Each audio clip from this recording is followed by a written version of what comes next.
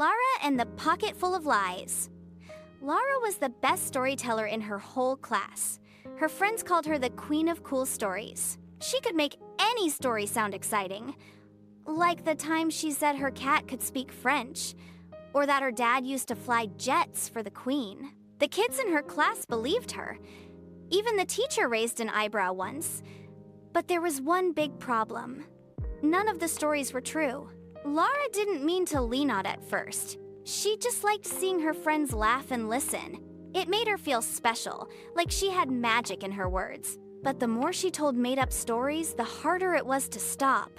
One tiny fib turned into a bigger one, then another and another. And then, one day, something very strange happened. She found an old coat in her grandmother's attic. It looked like it belonged to a wizard or a storybook queen. In the pocket was a note that said, "For storytellers only. Use with truth or deal with the truth." Lara laughed and put it on. That's when her stories started coming to life. Lara was 8 years old, and she loved telling stories. Not the kind you read in books. Your stories were made up. Tiny little lies, told in a fun way. At school, she told everyone that her cat could do backflips. She said, "He does it every morning after brushing his teeth." The kids giggled and asked to see a video. Lara just smiled and said, "He's camera shy." Another day, she told the class she had tea with the king. They served golden biscuits and strawberry tea. He even let me wear his crown. The stories were silly, but her friends believed her. Or maybe they just liked the way she told them. Either way, Lara loved the attention. She loved feeling special. Her biggest tale yet? I once rode a real dragon at the seaside. It flew over the waves and breathed glitter instead of fire. It was just a ride at the fairground, but nobody needed to know that. One rainy Saturday, Lara went to visit her gran. While exploring the attic, she found a beautiful old coat.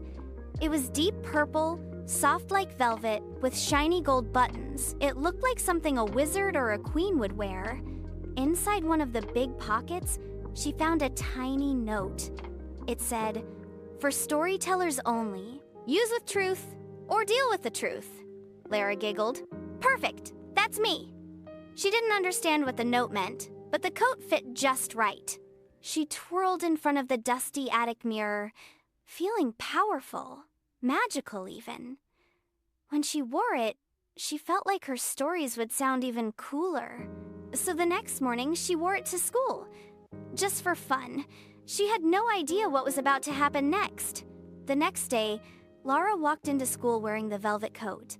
It shimmered in the sun and made her feel like someone important, someone extra special. At break time, she sat with a few kids from her class and said in a very serious voice, "I didn't tell you before, but I'm actually a secret princess. I just dress normal, so no one knows." Her friend Maya's eyes went wide. "No way," Lara smiled proudly. Later in class, when the teacher handed out worksheets, Lara sighed and said, "I'm allergic to homework. True story. I break out in maths rash." The class laughed. Even the teacher chuckled, although she still handed Lara the sheet. Lara tucked the worksheet in her coat pocket and whispered, "Let's see what magic you can do."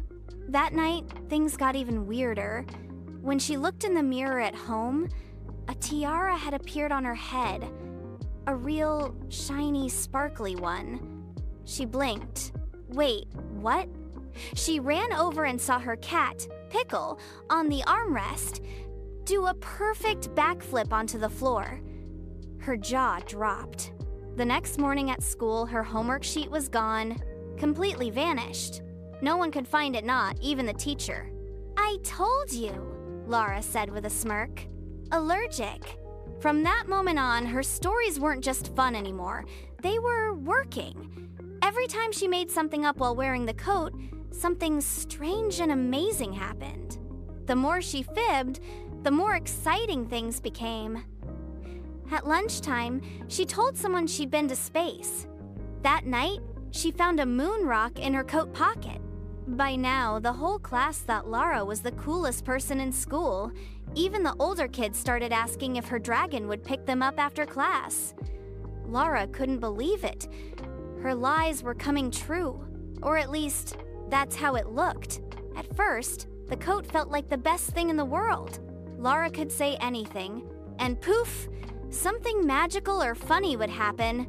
But it didn't stay fun for long. One Saturday morning, Lara looked out her bedroom window and dropped her juice. Standing in the garden was a dragon. A real one. Just a big bird, Lara mumbled, sweating. The dragon disappeared by lunchtime, but Lara stayed nervous. At school on Monday, things got worse. Her teacher, Mr. Hemsley, smiled and said, "Lara, I tried ringing the palace this weekend. If the king really had tea with you, I'm sure he'd like to meet your class." Lara's eyes went wide.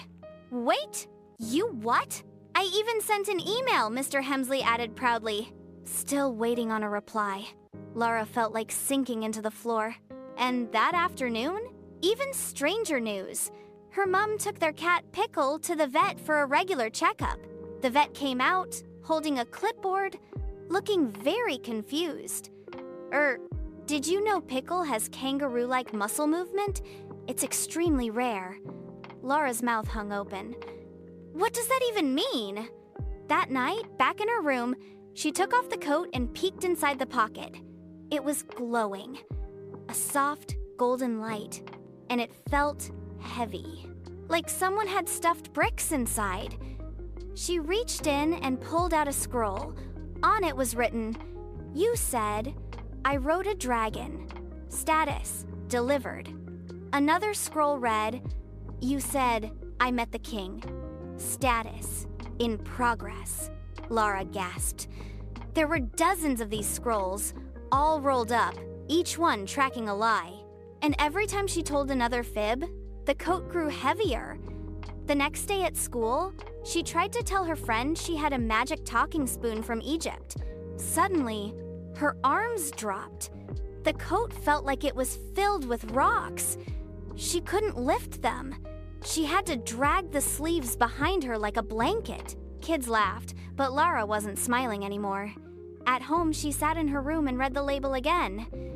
For storytellers only. Use with truth or deal with the truth. She stared at it, heart racing. This wasn't a game anymore. Something had to change fast. Lara ran all the way home, dragging the heavy coat behind her like a soggy towel. She shut her bedroom door, pulled the coat off, and dumped everything out of the glowing pocket. Little scrolls tumbled across the floor, dozens of them. Maybe 100. Each one had something written in sparkly ink. "I met the king. My cat does backflips. I'm allergic to homework.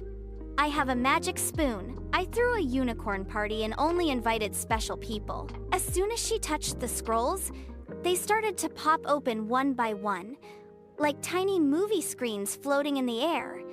She watched herself in each memory. At first, she laughed seeing Pickle the cat doing flips in a tutu was silly, but then the scene started to change. She saw her classmate Ben looking confused when the king never showed up. She saw her teacher frowning at her missing homework, and then she saw her best friend Lucy. Lucy was sitting alone behind the playground shed, crying softly. Lara had told the whole class about her fancy unicorn party with glitter cupcakes and pony rides, but never invited Lucy. Because, well, the party wasn't real. Still, Lucy believed her, and now she felt left out, like she didn't matter. Lara's chest felt tight. Her face burned. "I didn't mean to be mean," she whispered. "I just wanted to sound fun." But the coat didn't care. The scrolls kept rolling, one lie after another. Some funny, some strange, but some just plain hurtful. That's when Lara understood. Her fibs weren't just silly little stories anymore. They made people feel confused, left out. They lied too. Being a great storyteller didn't mean you had to make things up. It meant using your words kindly and telling the truth in a magical way. The next morning, Lara left the magical coat at home. She didn't hide it. She carefully folded it, placed it in a box, and carried it back to her grandmother's attic. "Someone else might need this one day," she whispered, closing the lid.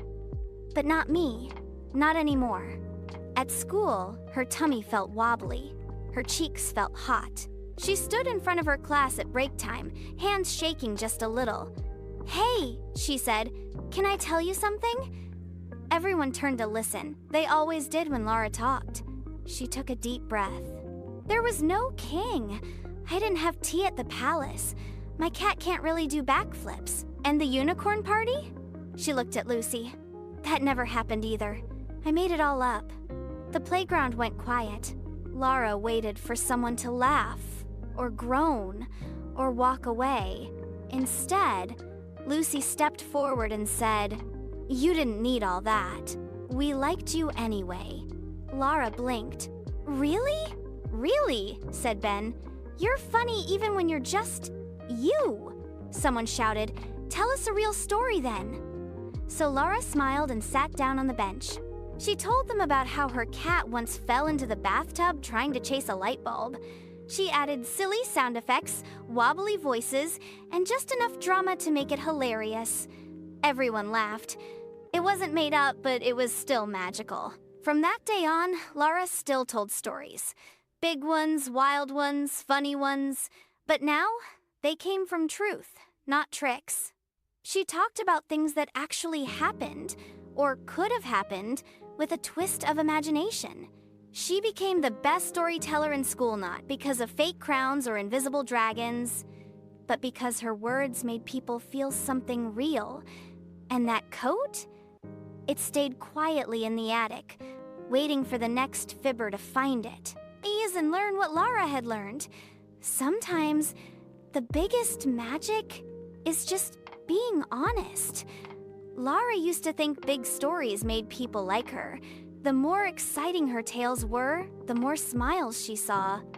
But after everything, the dragon, the disappearing homework, the crying friend, she realized something important. Being honest is its own kind of magic. It doesn't sparkle or fly or breathe fire, but it makes people feel safe. It makes friendships strong. And it makes you feel proud, not nervous or guilty. Lara didn't stop telling stories, no way. But now her stories were built on truth, kindness, and a sprinkle of imagination. And do you know what? Her friends love them even more. Moral of the story: lying might make a moment fun or exciting, but telling the truth builds something even better: trust. And when your pockets are full of lies, there's no room left for real friendship. Number 8, call to action. Have you ever told a tiny fib and watched it grow bigger than you meant? Maybe you said your hamster could sing, or that your aunt's a pirate. You're not alone. We all get tempted to tell stories that aren't true, but remember, the truth always fits better than a lie.